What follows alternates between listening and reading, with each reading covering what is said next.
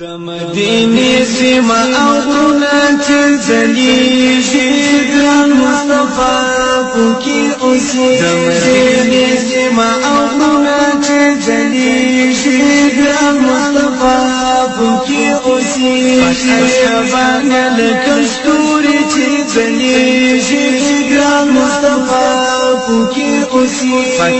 شبانه لکه ستوري چې ځلیږي ګران مصطفی پوکی اوسیږي. پر هغه ځمکه د بلال د اذانونو یادګار، پر هغه ځمکه د بلال د اذانونو یادګار.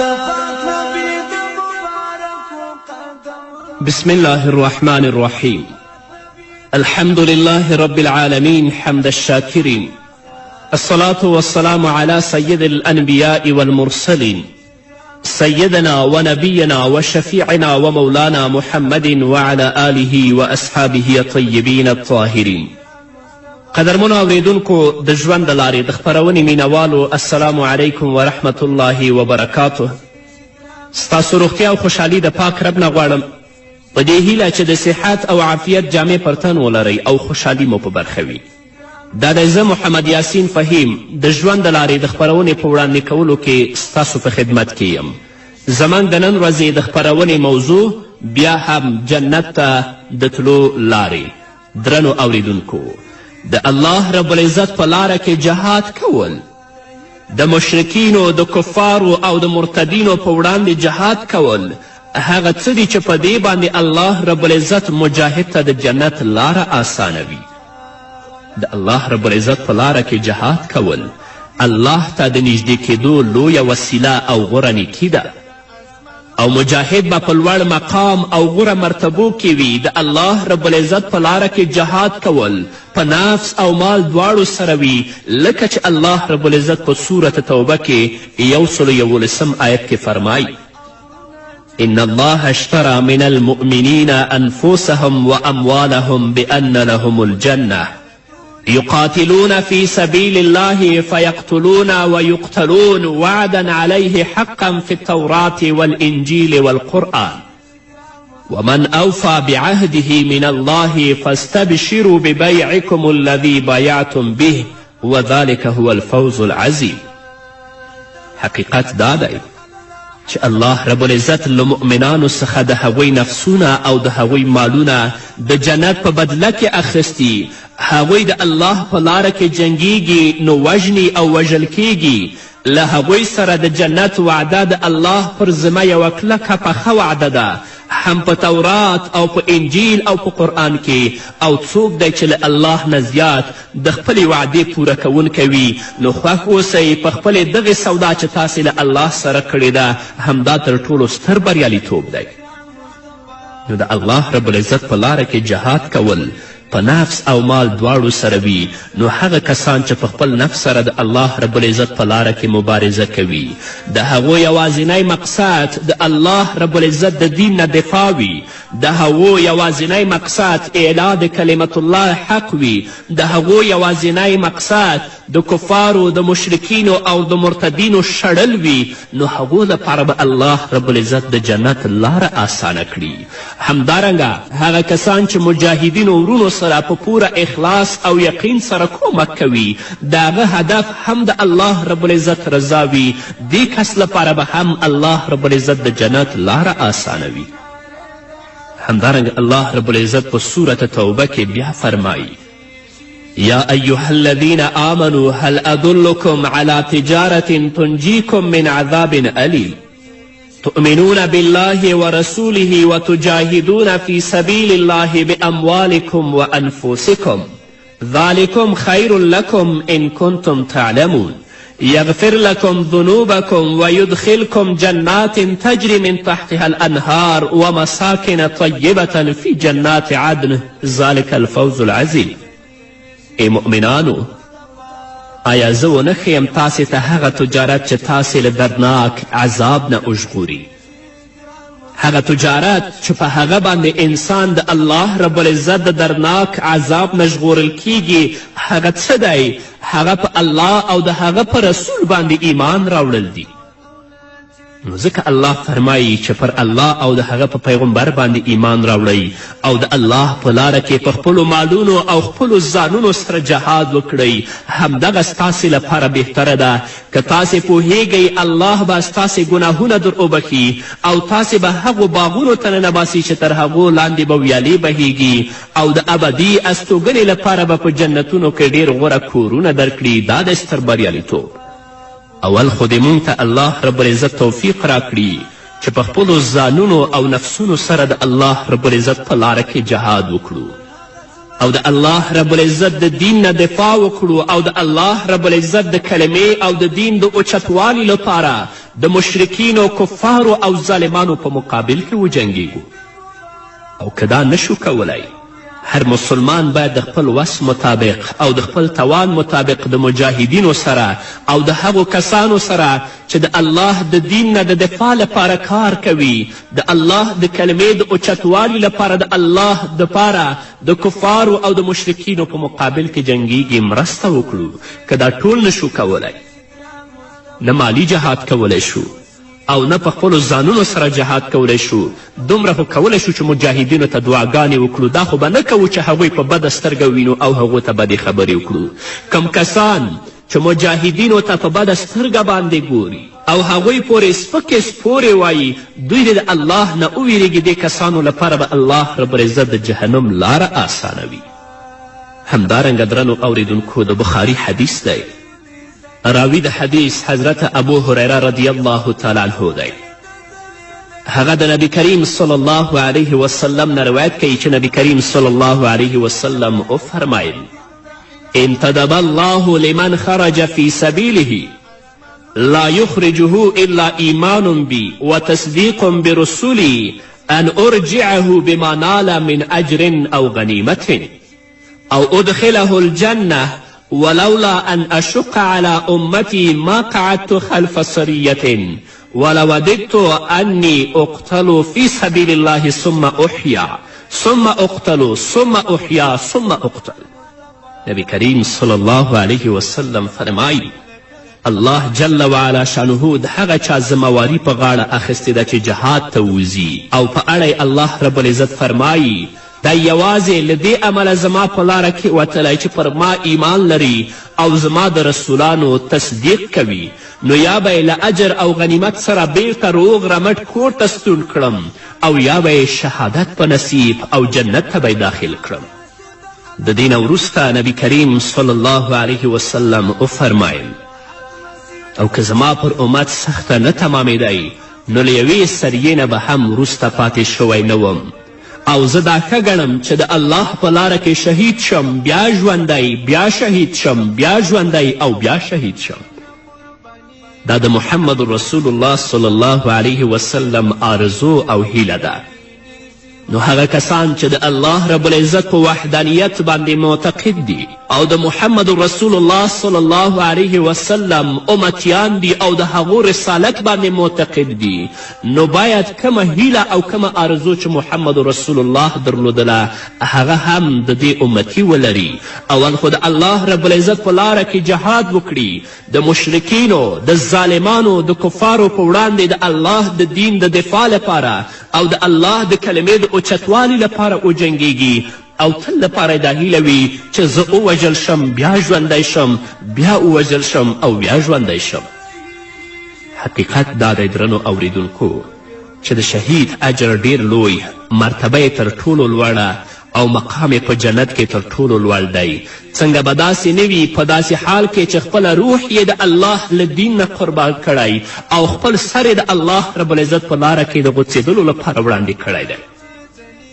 د غیب بس ده چې د واقعي جسد الله رب العزت په قبر کې نه خاورې کوي او کله چې د قیامت په ورځ د الله په حضور کې درېږي، څنګه چې په دنیا کې د زخمونو نه وینې بادېدلې همداسې به د زخمونو نه وینې بادېږي، رنګ به د وینې رنګ وي خو بوی به د وینې بوی نه وي بلکې د هغو بوی به د مشکو بوی وي. چې کله په احد کې صحابه کرام رضوان الله تعالی علیهم اجمعین شهیدان شول، نو نبی کریم صلی الله علیه وسلم به 2 کسان، 3 کسان او 4 کسان په یو قبر کې خښول. نبی کریم صلی الله علیه وسلم حضرت عبدالله بن حرام او همدارنګه د هغه ملګری حضرت عمر بن جموح رضی الله تعالی عنه په یو قبر کې ښخ کړل، ځکه د دواړو ملګرتیا وه. په زمانه د خلافت د امیر معاویه رضی الله تعالی عنه په وخت کې هلته اوبه او چینې را پیدا شوې، نو هغوی دا قبرونه راوسپړل تر څو چې د احد شهیدان په یو محفوظ ځای کې دفن کړي. 46 کاله بعد چې کله دا قبر سپړي، ګوري چې د حضرت عبدالله ابن حرام رضی الله تعالی عنه لاس په هغه خپل ټپ باندې ایښودلی دی. کله چې لاس یې د هغه ټپ نه او د هغه زخم نه لرې کوي، همداسې وینې ترې بادېږي. ته وایه چې اوس شهید شوی او حال دا چې 46 کاله پرې تېر شوي دي. دا د شهید لوړه مرتبه ده، ځکه چې خپل سر یې د الله په لاره کې د غوڅېدلو لپاره وړاندې کړی دی او الله یې نه ضایع کوي.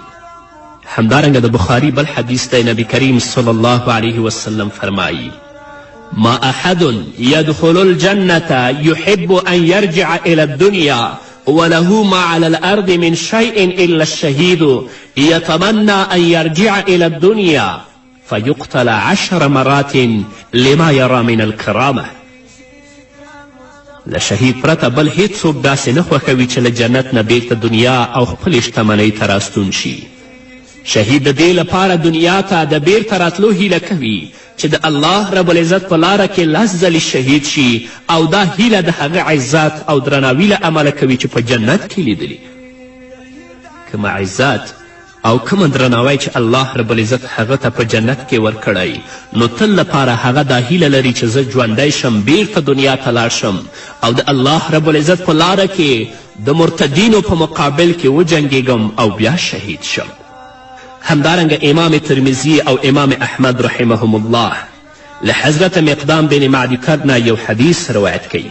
هغه فرمایي چې نبی کریم صلی الله علیه وسلم وفرمایل: للشهید عند الله 6 خصال یغفر له في اول دفعة ويرى مقعده من الجنة ويجار من عذاب القبر ويأمن من الفزع الأكبر ويوضع على رأسه تاج الوقار الياقوتة منها خير من الدنيا وما فيها ويزوج 72 زوجة من الحور العين ويشفع في 70 من أقاربه.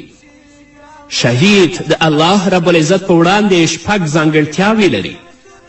اول، د وینې د اول څاڅکي په تویېدو سره ورته بښنه کیږي او د مړینې پر مهال به جنت کې خپل کور ویني. دویم، د قبر له عذاب نه ساتل کیږي. دریم، د قیامت د ورځې له لویې ویرې به په امن وي. څلورم، په سر به یې د درناوي داسې تاج کیښودله شي چې یو یاقوت به یې له دنیا او په هغې کې له شته شیانو ډیر غوره وي. پنځم، له 2 غټو سترګو لرونکو حورو سره به نکاح وتړل شي. شپږم، او د خپلو 80 خپلوانو په حق کې به د شفاعت حق ورکړی شي. تاسو ګورئ الله رب العزت څومره لوی مقام او څومره لویه مرتبه شهید ته ورکړې. نو هغه کسان چې د الله رب العزت په لاره کې جهاد کوي او د هغو یوازینی هدف د الله رب العزت رضا وي، الله به هغو ته د جنت لاره آسانوي. همدارنګه امام احمد رحمه الله په خپل مسند کې د حضرت عباده بن صامت رضی الله تعالی عنه په روایت سره یو حدیث نقل کړی چې نبی کریم صلی الله علیه وسلم وفرمایل: د الله رب العزت په لاره کې جهاد کوئ، ځکه جهاد کول د جنت له دروازو څخه یوه دروازه ده، او الله جل وعلا شانه د جهاد له امله غمونه او اندېښنې له منځه وړي. هغه کسان چې د جهاد نه شاته پاتې دي، هغوی په اندېښنو او په غمونو کې ګیر دي. اما هغه مجاهدین چې د الله رب العزت د دین لپاره جنګیږي، یوازینی هدف د الله د دین نه دفاع او د الله د کلمې اوچتوالی وي، هغو سره نه غم شته او هغو سره نه اندېښنه شته. همدارنګه د ترمذي حدیث دی، حضرت انس رضی الله تعالی عنه فرمایي چې محمد رسول الله صلی الله علیه وسلم وفرمایل: الله تعالی فرمایي زه د جهاد کوونکي ضامن او ذمهوار یم. که سا مې واخیسته نو جنت به په میراث کې ورکړم، او که ژوندی مې ستون که نو د غنیمت له مال سره به یې ستون کړم. او دا هغه څیزونه دي چې موږ په خپلو سترګو لیدلي. الله رب العزت دې موږ ته توفیق راکړي چې په سر او مال سره د الله رب العزت په لاره کې جهاد وکړو، تر څو چې زموږ رب موږ ته د جنت لاره اسانه کړي. په همدې هیله درنو اوریدونکو نور به واورو خو د یوې دمې نه وروسته. د مدینې سیمه او غرونه چې ځلیږي ګران مصطفی پکې اوسېږي. د مدینې سیمه او غرونه چې ځلیږي ګران مصطفی پکې اوسېږي. اشرفانه لکه ستوري چې ځلیږي ګران مصطفی پکې اوسېږي. اشرفانه لکه ستوري چې ځلیږي ګران مصطفی پکې اوسېږي. پر هغه ځمکه د بلال د اذانونو یادګار، پر هغه ځمکه د بلال د اذانونو یادګار.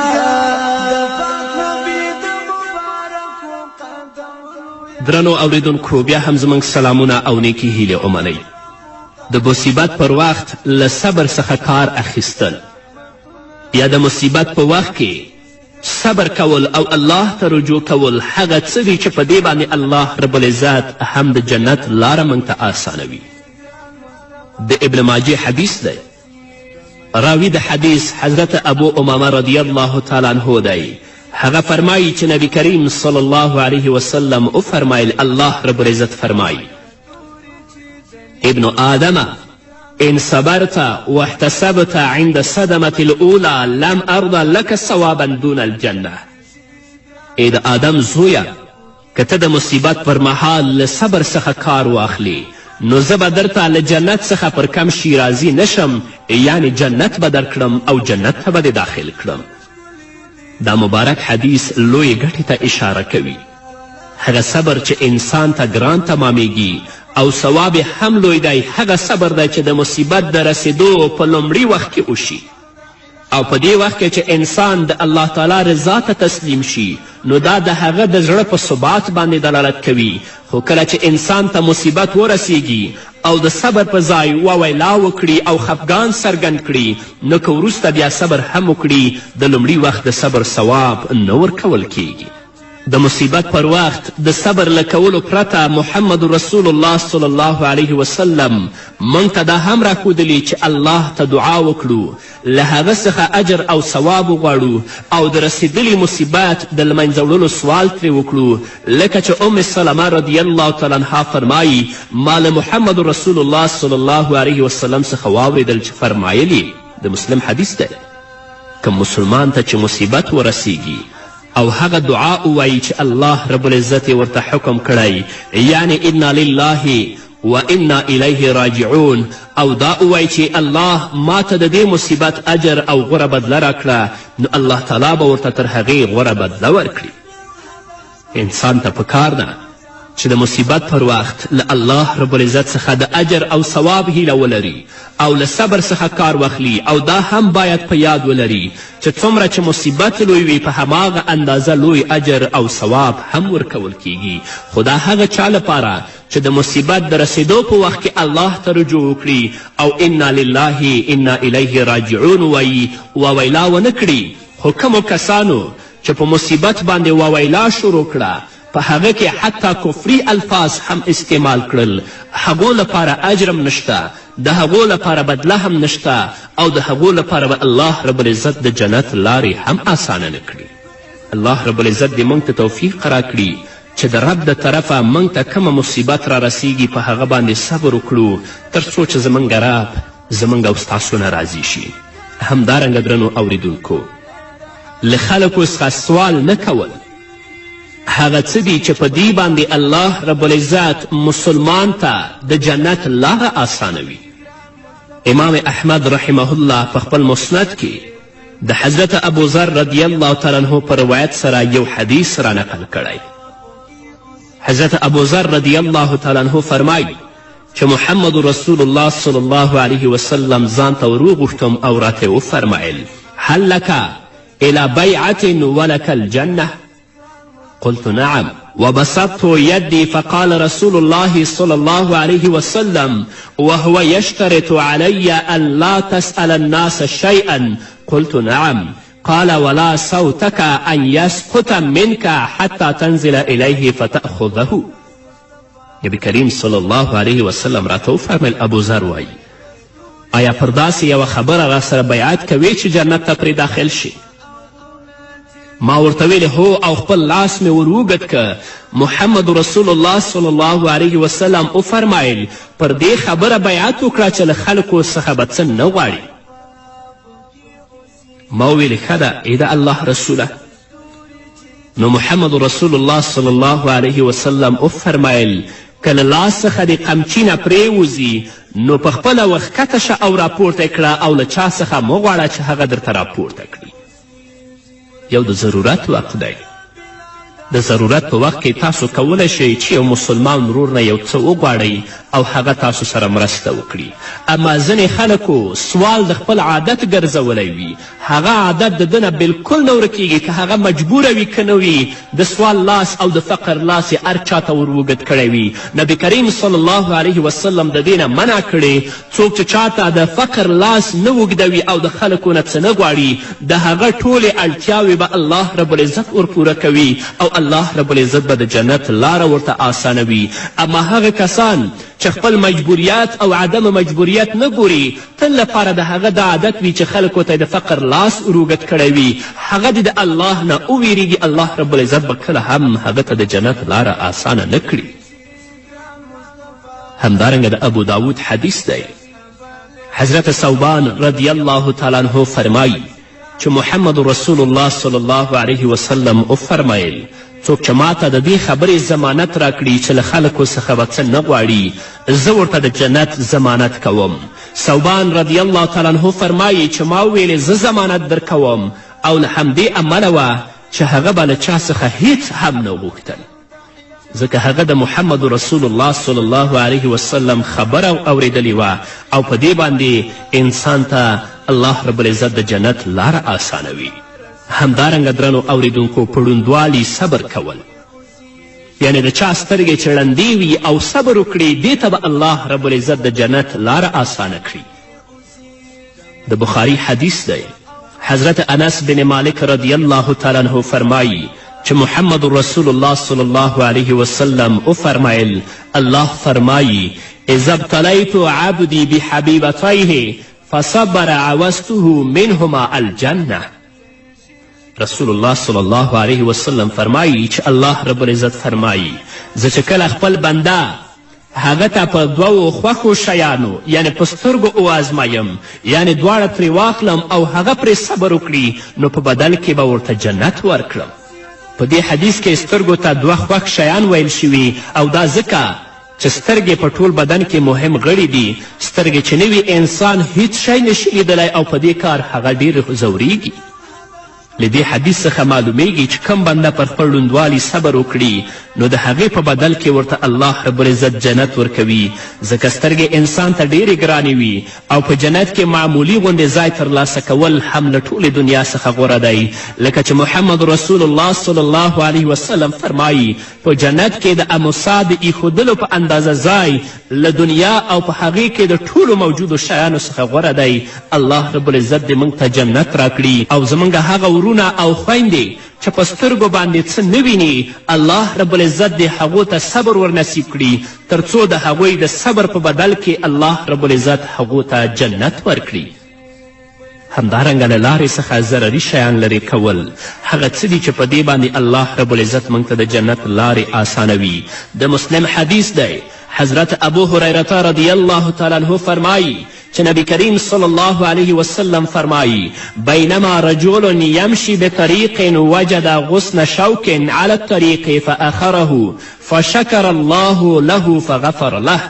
یو سړی پر لاره روان و نو ویلیدل چې یو خاښ پروت و، هغه یې له لارې نه لرې که تر څو خلکو ته ضرر ونه رسیږي نو الله رب العزت ته دا کار خوښ شو او بخښنه ورته وکړه او جنت ته داخل که. د حدیث مقصد دا دی چې د حسي او معنوي دواړو لارو څخه باید ضرري شیان لرې کړی شي تر څو چې الله رب العزت په دې سره موږ او تاسو ته د جنت لارې اسانه کړي. په همدې هیله درنو اوریدونکو دا وه زموږ د نن ورځې خپرونه چې ستاسو درانه حضور ته وړاندې شوه. تر بلې خپرونې پورې چې زه بیا هم ستاسو درانه حضور ته راځم تاسو ټول په لوی الله سپارم. پاتې ژوندم نیکمرغه. ښاد بریالي او کامیاب اوسئ. د مدینې سیمه او غرونه چې ځلیږي ګران مصطفی پکې اوسېږي. د مدینې سیمه او غرونه چې ځلیږي ګران مصطفی پکې اوسېږي. اصحابانه لکه ستوري چې ځلیږي ګران مصطفی پکې اوسېږي. اصحابانه لکه ستوري چې ځلیږي ګران مصطفی پکې اوسېږي. پر هغه ځمکه